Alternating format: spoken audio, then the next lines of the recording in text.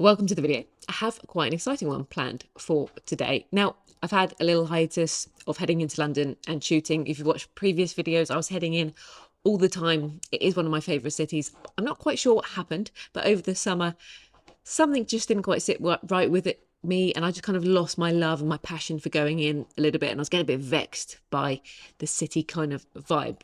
But today I have a purpose to head in, and I'm actually pretty excited about getting in there and amongst the hustle and bustle again. My purpose today is pretty cool. I have acquired very temporarily this beautiful lens. This is the Sony GM 50mm 1.2. It's a 1.2 version rather than the f1.4 version. So you can imagine it's quite a beefy lens. It's pretty heavy. I think I wrote it down here. It weighs in at about 778 grams. Not about, actually, exactly 778 grams. Cost £2,100. Not a cheap lens. Beautiful bit of glass. You can see the front element just there. Really, really nice. I am very excited to use it. And I've set myself the challenge to go and kind of put it to the test, really, for a little evening/night shoot. My plan is to head into Soho in London, obviously, to capture some of the lights. And I think this lens could really help me out to hopefully portray it in its best light. Literally, I'm quite excited about going capturing some lights, some action, a bit of street photography. It's been a while since I've used a 50. I've predominantly used my 40mm G series lens. So to go a little bit tighter will be a bit interesting. I'm not entirely sure what I'm going to get, but I have created some images in my mind of what I want to capture. So I hope I can meet my own expectations and that you too enjoy this video and you get a bit of a feel for Soho, London in the evening as the lights start to turn on, and what this lens can do really. Total overkill in terms of a lens for my camera. It's going to be paired up with my A7cii Mark II.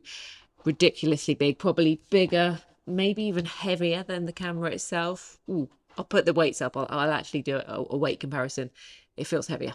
But it's just a bit of fun, really. As I say, not my own lens, but seeing as I have the opportunity to use it, I thought I'd go and give it a whirl, mix things up and keep those creative juices flowing. So I will see you in London, where I will try and capture some behind the scenes, probably some point of view style shots from the top of my camera. And then I'll round up at the end, potentially tomorrow, when I get back and start editing up these pics. So let's go into London.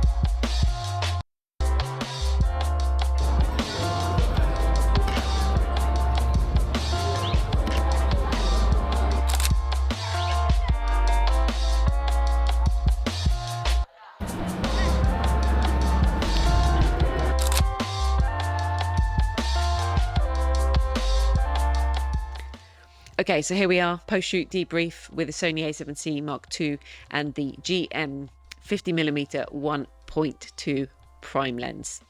I hope you enjoyed the photos as much as I did going out there and shooting them. It was a super busy evening in Soho and quite the photographic challenge.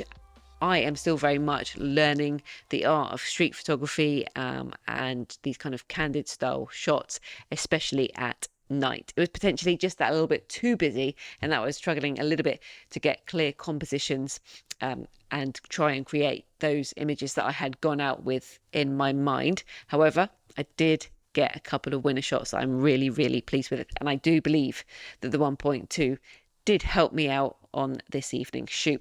Will I be going out and buying the lens? Probably not at £2,100. The weight, well, I do think it was a little bit overkill, to be honest, for my setup anyway. A7C Mark II, meant to be a small kind of compact full frame setup. Of course, you have the beauty of putting these lenses on if you want. It is a little bit heavy. It's a very beefy lens, as you would expect for a 1.2. You're getting that huge amount of quality and that really nice wide open aperture. And it was a treat in the low light conditions. I don't think it was overkill. It was very, very borderline. I've made a previous video when I used the 35mm GM 1.4, and I think that was just on the cusp. It's a bit lighter than this 50 1.2. But it wasn't so bad. Like, I wasn't walking around thinking, wow, this is really heavy, this is really annoying. Potentially because I was just actually quite enjoying using the lens. I think I enjoyed using it more than I thought I would. I didn't actually think I'd find myself stopping down to 1.2 quite as much because I thought I would struggle with keeping things in focus, but I was finding myself actually backing off a little bit and picking out a subject from slightly further afield because it was so busy. I was trying to shoot through a gap, and what I actually ended up doing over the course of the evening is ended up using a lot of motion blur in the images, stopping, get my shutter speed to around like 1/4, 1/5 because it was so busy. I wanted to create that clean composition. I found that the best way to kind of smooth things out and remove a lot of the distraction, hopefully keeping one point in focus and blurring everything else around it. My absolute winner shot of the evening, which I'm pretty proud of, to be honest, is this man standing in this doorway with all the motion blur in front of him. I used that technique. I focused it on him. Unfortunately for me, he was kind enough to stand quite still so that I could keep him nicely in focus. I manually focused him on him, set my shutter speed, I think it was 1/4, and blurred all of those people in the foreground. Probably took about 20 images until I got the one that I was happy with. And for me, if I go out on a shoot and just get one image, that is a winner situation. And this was the image of my evening, I think. And that was shot at 1.2, let in a lot of light, helped me to really make that subject, that man in the doorway, pop out. So in that instance, it was worth it. And I tried this in various different situations, and it worked really well. Obviously, I wasn't always shooting at the f1.2 aperture, but it did come in more handy than I thought it would. It was a really nice lens to have out on a night shoot. I hate shooting with a tripod, so to be able to shoot kind of handheld street photography was a lot of fun.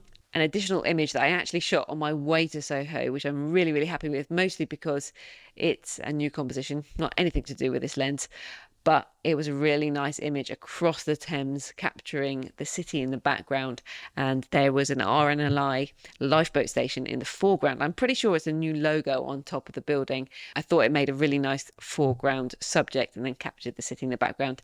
This was not shot wide open because I wanted everything in focus, but I was able to handhold that one, and the quality came out really, really nicely. So overall, lots of nice images. I did actually shoot a little set, if you like, before the night shoot in Soho, and that was around the South Bank area. Again, a really busy area, not one of my favorite areas in London to shoot, but it worked out really well because I was able to also to use this lens to pick out lots of details and isolate my subjects. I made a vlog within my vlog series of this shoot, so if you want to go and check that out, I will link it down below. One of my favorite without fail. I was very kind of surprised that I got so many images in that area that I've previously not had a huge amount of success in. So I was feeling pretty pleased with that. So overall, my experience of using the lens, lots and lots of fun. I'm not putting anything down to gear. It's just gear at the end of the day, but sometimes it's nice to use something different.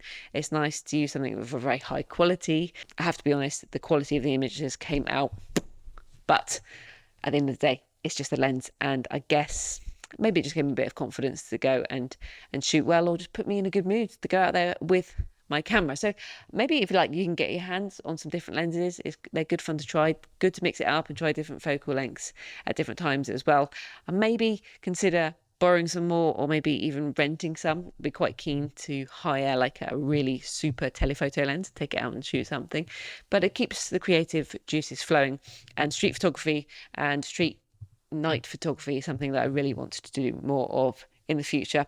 What kind of photography are you into? Drop me a comment down below, and any ideas of places to go or things to shoot. I'd be very happy for any inspiration.